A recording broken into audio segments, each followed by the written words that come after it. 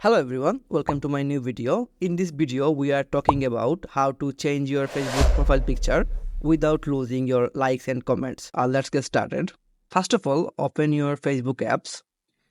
Then click on the profile icon and you can see the profile interface here. Then click on profile picture and then click on select profile picture. Then you can see the all album here. Then click on the profile picture album here. You can see the all profile picture here. Then select your photo, which one you wanna make your profile picture. For example, I select this photo. Then click on the save and just wait few seconds for the final result.